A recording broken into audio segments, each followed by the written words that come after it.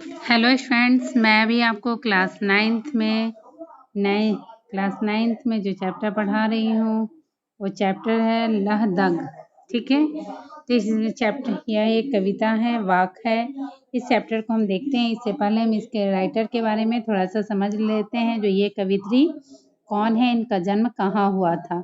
तो कश्मीरी भाषा की लोकप्रिय संत कवित्री लहदग का जन्म सन 1320 के लगभग कश्मीर स्थित पामपोर के सिमपुरा गांव में हुआ था। इनके जीवन में के बारे में प्रामाणिक जानकारी नहीं मिलती है।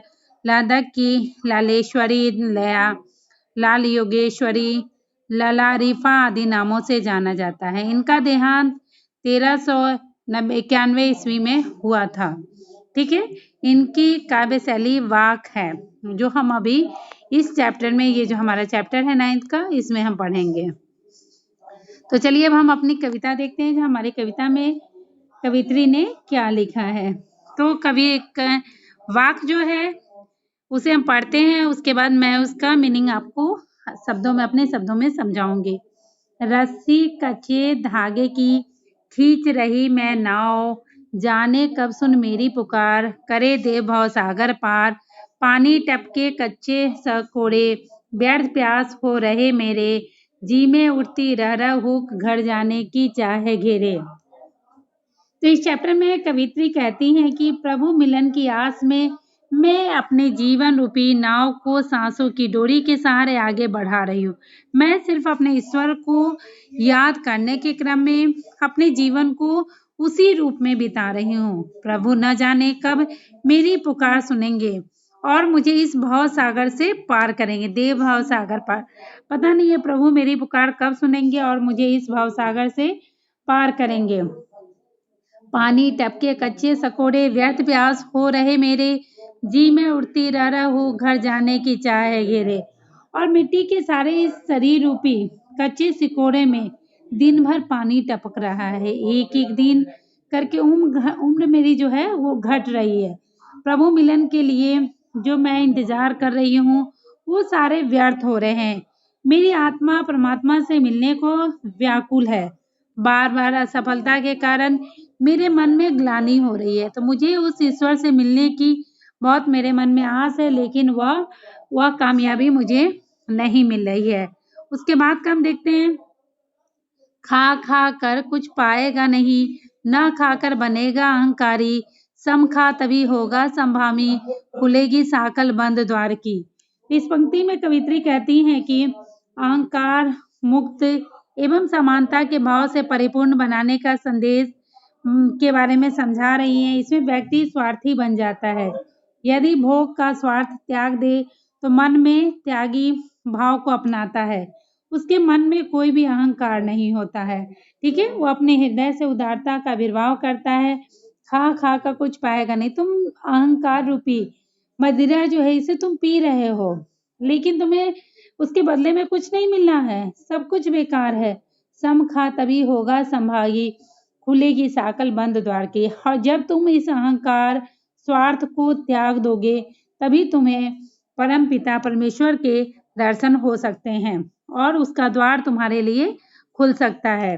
उसके बाद हम देखते हैं। आई सीधी राह से गई न सीधी राह, सुसुम सेतु पर खड़ी थी बीत गया दिना, जेब टटोली कोड़ी न पाई, माझी को दूं क्या उतराए। तो इस पंक्ति में कवि कहती हैं कि अपनी आत्मा को परमात्मा से मिलने के लिए सामान्य भक्ति के मार्ग को न अपनाकर हठ योग का सहारा लेता है मनुष्य। ठीक है, व्यक्ति रूपी सीढ़ी पर न चढ़कर सुषुम्ना में जागृत हो जाता है, यानी वो ढकोसले में पड़ जाता है। अपने इस प्रयास से वो सदैव असफल रहता है। इसी प्रयास से धीरे धीरे उसकी उम्र भी बीतती जाती है। जैसे मतलब वह व्यर्थ ढकोसले में पड़कर वो ईश्वर को याद करता है, लेकिन उसे ईश्वर प्राप्त नहीं होते हैं। उसके बाद धीरे धीरे संध्या होती है, उसकी उम्र जो है वो बीतती जाती है और उसके हाथ में कुछ नहीं मिलता है। उसे हठ योग में ही अपनी पूरी जिंदगी बिता देता है। मतलब एक जिद होता है, जिस जिद के कारण वह ईश्वर को प्राप्त करना चाहता है, लेकिन वह सभी व्यर्थ है। अपनी अवस्था पर उसे भारी अफसोस भी होता है वो पछताता रहता है, पर कहते हैं न कि अब पश्चात होत क्या जब चिड़िया चुकेगी। उसका एज जो उसकी उम्र है वो भी निकल जाती है, लेकिन उसे प्रभु के दर्शन नहीं होते हैं। उसके बाद की जो पंक्तियां हैं उसे हम पढ़ते हैं। थल थल में बसता है शिव की, भेद न कर क्या हिंदू मुसलमान, ज्ञानी है तो स्वयं को जान, वही है साहेब की पहचान। इस पंक्ति में जो हमारी कवित्री हैं वह कहती हैं, ईश्वर को सर्वव्यापी कहते हुए समस्त चराचर में उनका वास होता है। मतलब ईश्वर हर जगह हर कण में वास करते हैं। वे हम सबके अंदर हैं। हमें जाति धर्म अमीर गरीब ऊंच नीच हिंदू मुसलमान जैसे भेदभाव नहीं करना चाहिए। वे कहती हैं कि जिसे आत्मा का ज्ञान हो उसे परमात्मा ज्ञान स्वतः ही प्राप्त होता है। उनके अनुसार आत्मज्ञानी परमात्मा से साक्षात्कार कर लेता है।